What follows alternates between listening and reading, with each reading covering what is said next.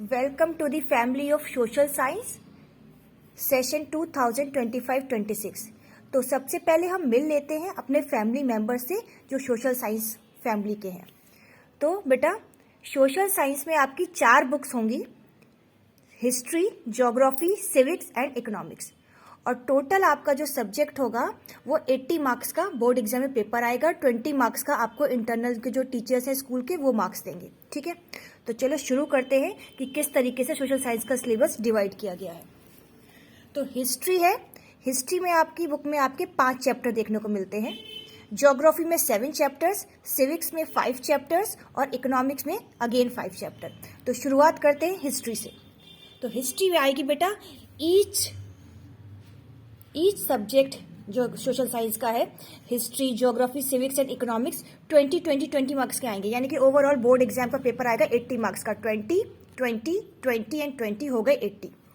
तो उस 20 में से 2 मार्क्स का हिस्ट्री में तो आपका मैप वर्क आएगा। ठीक है, वो आप याद रखो। अब ये 5 कौन कौन से आपके चैप्टर्स हैं जो बोर्ड एग्जाम्स में आने वाले हैं। तो आपकी जो हिस्ट्री की बुक है वो 3 पार्ट में डिवाइडेड है, section 1, section 2 and section 3। Section 1 का नाम है इवेंट्स एंड प्रोसेसेस। तो इस सेक्शन 1 में 2 चैप्टर्स कवर करेंगे, the rise of nationalism in Europe and nationalism in India. ठीक है, तो ये हो गया section 1। Again come to the section 2। Section 2 का नाम है लिवलीहुड, इकोनॉमीज एंड सोसाइटीज। इसमें भी 2 चैप्टर्स हैं, the making of a global world and the age of industrialisation. But खुशखबरी ये है कि the age of industrialisation exam में नहीं आएगा, सिलेबस में से हटा दिया है सीबीएसई ने। ठीक है, मेंशन मैंने इसलिए कर दिया क्योंकि जिनके पास पुरानी एनसीईआरटी होगी उसमें चैप्टर होगा, लेकिन ये एग्जाम्स में नहीं आएगा, तो इसको आपको नहीं पढ़ना है। और the making of global world के भी केवल 3 ही टॉपिक आने हैं, टॉपिक 1 से लेकर 1.3 तक के। ठीक है, तो इस तरीके से सेक्शन 1 के 2 चैप्टर, सेक्शन 2 का ओनली 1 चैप्टर, उसके भी हार्डली 3 टॉपिक्स आपके आ रहे हैं। Now come to the section 3। Section 3 is everyday life, culture and politics.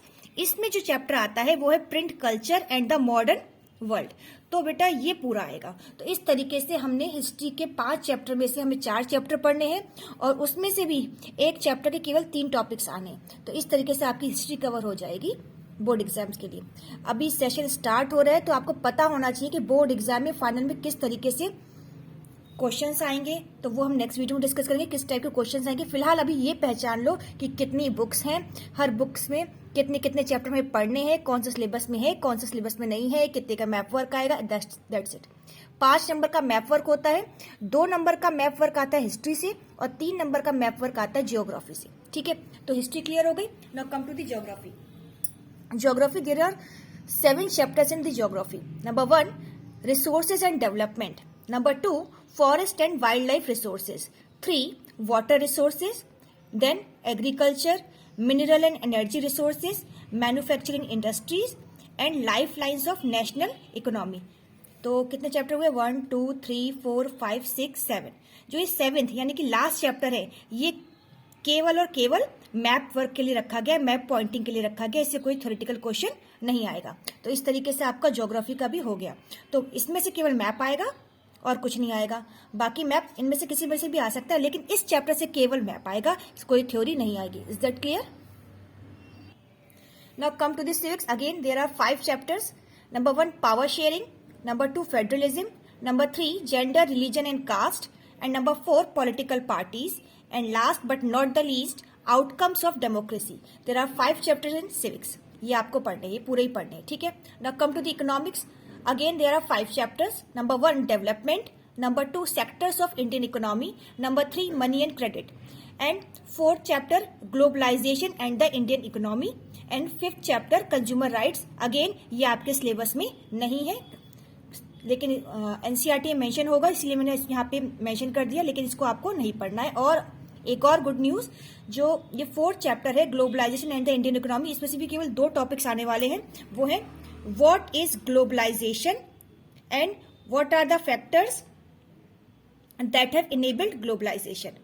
फिर से देख लो बेटा, ग्लोबलाइजेशन क्या है एंड फैक्टर्स, वो कौन से फैक्टर्स है जो ग्लोबलाइजेशन को इनेबल करते हैं। तो these are the topics you are going to study in the economics. Overall ये है आपकी सिलेबस। ठीक है, तो क्या है, 4 बुक्स आपको पढ़नी है। ये आपकी फैमिली है सोशल साइंस की, history, geography, civics and economics. Syllabus थोड़ा वास्ट है। हिस्ट्री में कितने चैप्टर्स हैं आपके? वैसे बुक में 5 है, लेकिन आपको पढ़ने केवल 4 है। कौन कौन से? The rise of nationalism in Europe, nationalism in India, the making of global world के केवल 3 टॉपिक, और last but not the least in the history, print culture and the modern world. And geography में आपको कितने chapters पढ़ने हैं? 1 2 3 4 5 6 पूरे पढ़ने हैं। और जो ये वाला चैप्टर है life lines of national economy, इसका केवल मैप वर्क आपको आना चाहिए। सिविक्स में ओवरऑल सब पढ़ना है, power sharing, federalism, gender, religion and caste, political parties and outcome of democracy. And economics में 1 2 3 4 chapters you have to study. और थर्ड चैप्टर है उसमें भी केवल 2 ही टॉपिक पढ़ने, what is globalisation and factors that have enabled globalisation. Map work आना है 5 मार्क्स का, जिसमें से 2 मार्क्स का हिस्ट्री में से आएगा और 3 मार्क्स का ज्योग्राफी में से आएगा। ठीक है, आई होप आपको सिलेबस क्लियर हो गया। क्वेश्चन किस टाइप के आएंगे ये हम नेक्स्ट वीडियो में डिस्कस करेंगे। Thank you.